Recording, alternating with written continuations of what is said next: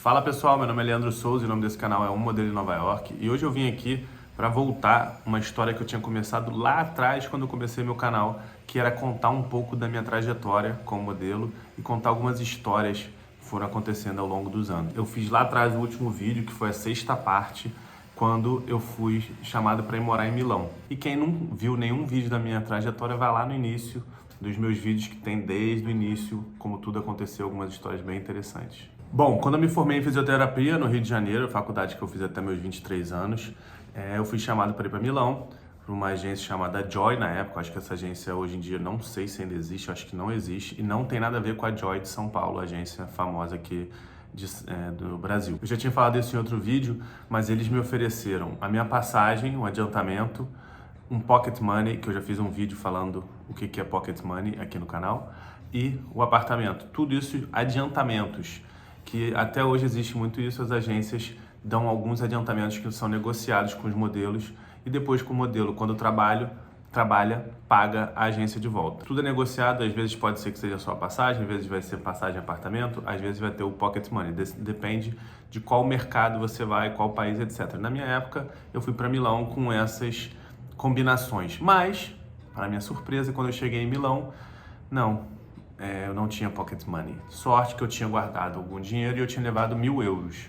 Eu ia ficar em Milão 2 meses somente, porque meu irmão ia casar, eu ia ser padrinho, então eu já tinha programado voltar mais cedo.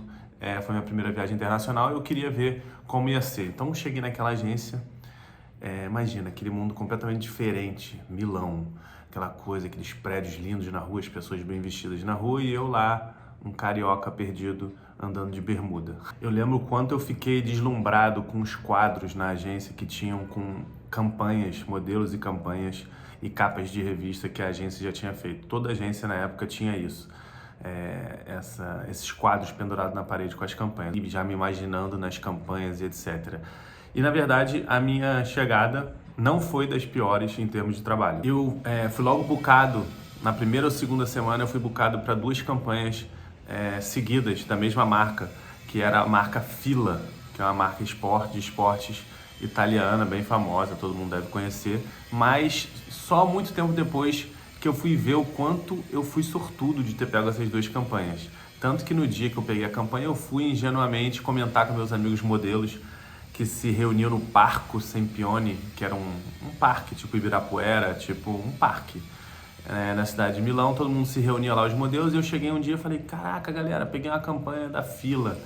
E pessoas que estavam lá há anos ficaram super tipo, caralho, você acabou de chegar e já tá pegando campanha. E eu tava muito chateado, porque eu achei que a campanha pagava pouco. Bom, apesar dessas 2 campanhas logo no início, eu tinha muita conta para pagar. Eu tinha que pagar minha passagem e tinha que pagar o apartamento.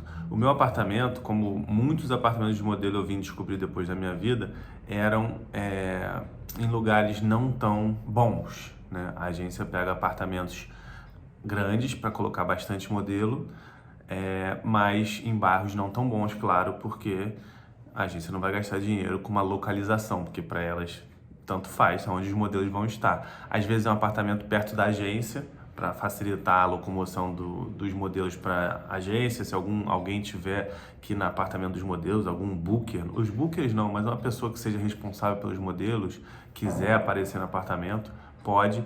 Na época tinham questões tipo um prédio cheio de modelos. Imagina a confusão que isso pode dar, né? Modelos, jovens, homens, mulheres juntos, festas, confusão, polícia. Então tinha uma coisa até de... Não me lembro se na época já tinha câmera, não sei se já tinha câmera, acho que tinha um negócio de câmera já para tomar conta da galera. Mas então eu morei nesse lugar chamado Porta Garibaldi, era um bairro no metrô de Porta Garibaldi. Ou era Porta Garibaldi. Que era assim, cruzava a linha de trem e daqui para lá era um bairro bom e daqui para cá era um bairro que era onde ficava o apartamento da agência. Eu dividia com 3 amigos, 3 conhecidos, né, que eu passei a conhecer. Era um suíço, um holandês e um americano, eu acho. Éramos 4 no apartamento. O apartamento tinha 2 quartos. E ficava 2 e 2, ou era 1 e 2. Eu acho que eu dividi com uma pessoa no início. Bom, e aí mesmo pegando essas 2 campanhas, eu tinha que pagar um monte de conta. E outra coisa também que acontece é que as agências fazem uma coisa um pouco chata, vamos dizer assim. Eles colocam muitos modelos para dividir um apartamento e ainda assim não fica barato morar no apartamento da agência. Então, eu pagava caro no apartamento mesmo, dividindo com 3 pessoas. Para um moleque de 23 anos indo para a Europa a primeira vez, para Milão, com casa já pronta, né? Sem você ter... Na época não tinha Airbnb, por exemplo. Na época, imagina você para alugar um apartamento sendo estrangeiro, há 15 anos atrás, era outra coisa, né? Tinha que ter documentação, tinha que ter visto, tinha que ter não sei o quê. Então, a oportunidade que tinha era ir para o apartamento da agência. Então, você ficava lá dividindo e ainda pagava uma fortuna. Ou seja, esses meus 2 primeiros cachês quase não deu. Eu paguei minhas contas, acho que sobrou alguma coisa.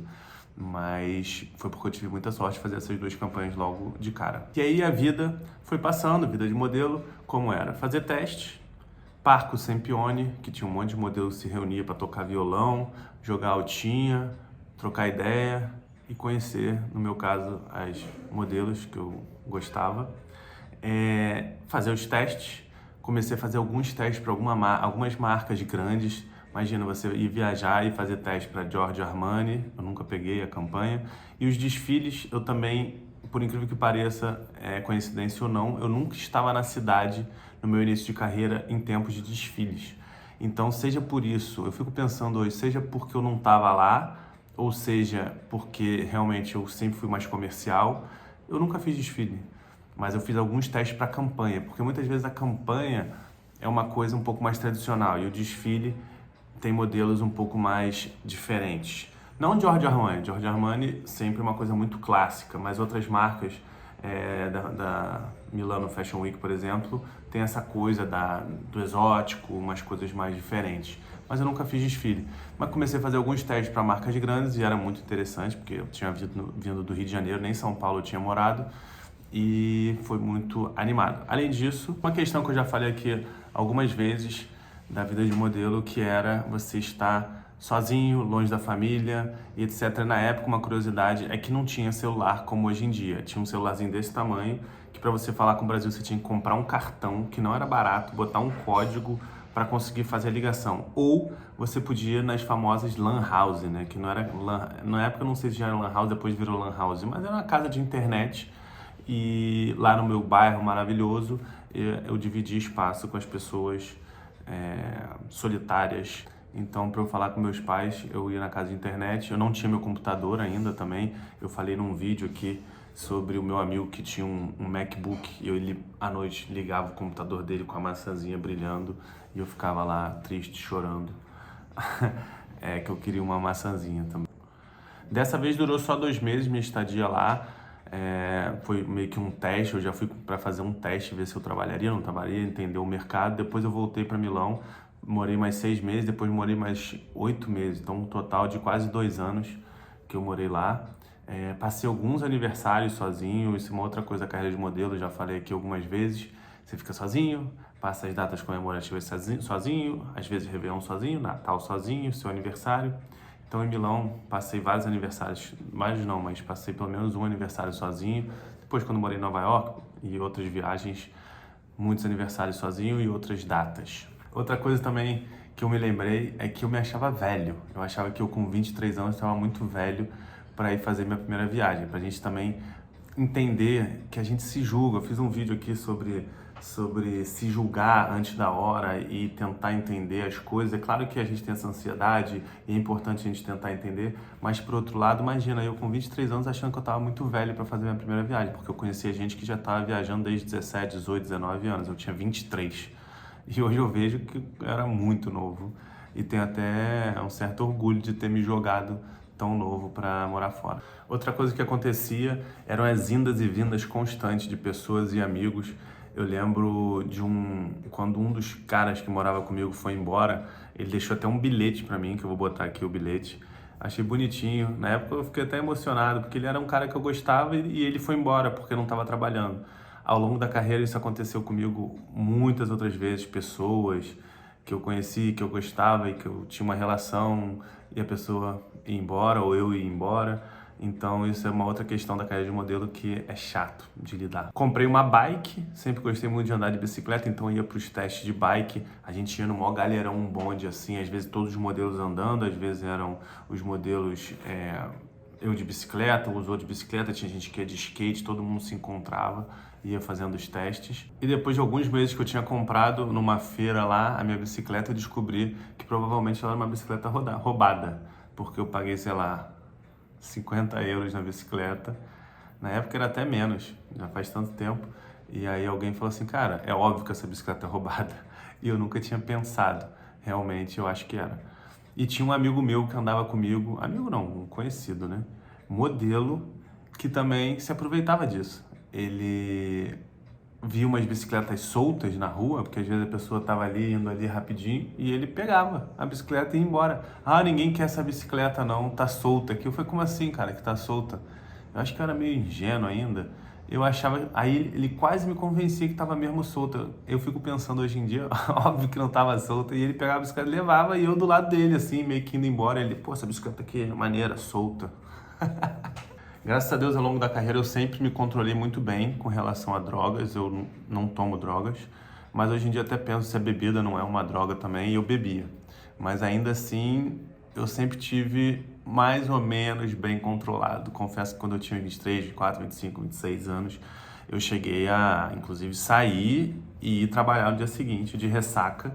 Mas a ressaca naquela época, para quem é novinho, prestem atenção, você não sabe o que é uma ressaca com 35, 40 anos. Meu Deus, isso é impossível. Hoje em dia é impossível eu beber um pouco de cerveja e trabalhar no dia seguinte. Não tem como. Quando eu vou trabalhar é uma maravilha porque eu não bebo. Não tem como. E tinha as boates, né? Na verdade, lá em Milão, eu ia muito numa boate que chamava Hollywood, que era boate que era só você chegar na porta, o segurança já sabia que você era modelo, olhava, você chegava com a galera de modelo e ele botava todo mundo pra dentro, de graça. E lá dentro tinha alguns amigos de amigos, pessoas que eram os PR, né? Os representantes lá da boate, a galera que era responsável por levar os modelos pra noitada. E aí eles davam bebida de graça, mas eles gostavam mais das mulheres, né? Aquela coisa de levar a mulher pra boate. Isso acontece muito até hoje na Europa, nos Estados Unidos e eu acho que no Brasil também, né? Em São Paulo. Mas eu nunca conheci muito essa galera. Então eu ia na Hollywood, que era uma boate bem maneira, assim, o pessoal lá às vezes não gostava muito, mas eu gostava, tinha música boa, tinha um monte de modelo, meus amigos, e a gente ia na Hollywood direto. Bom, assim foram meus 2 primeiros meses em Milão. Depois eu fui morar num outro apartamento de um amigo meu, virou meu amigo, né, que morava, era um espanhol brasileiro que tinha um apartamento emprestado em Milão. E aí esse apartamento tinha muitas histórias interessantes e morei num total mais 1 ano e meio em Milão, fui para Paris, fui para Alemanha e eu vou contar isso nos próximos vídeos aqui, mas não vou fazer uma linha cronológica, acho que vou fazer vídeos contando cada história. O meu sonho mesmo era escrever um livro sobre isso, comecei a escrever algumas histórias, mas enquanto eu não escrevo, eu vou falando aqui meu vídeo e vocês me falam se estão achando interessante as histórias. Voltei de Milão pro casamento do meu irmão com o meu apartamento paga, passagem paga, e eu acho que eu voltei com algum dinheiro no bolso, alguns euros, não muito. Paguei os 1.000 euros que eu tinha levado e trouxe mais um pouco, fiz algumas campanhas. Vou ver se eu encontro aqui algumas campanhas que eu fiz na época para colocar aqui.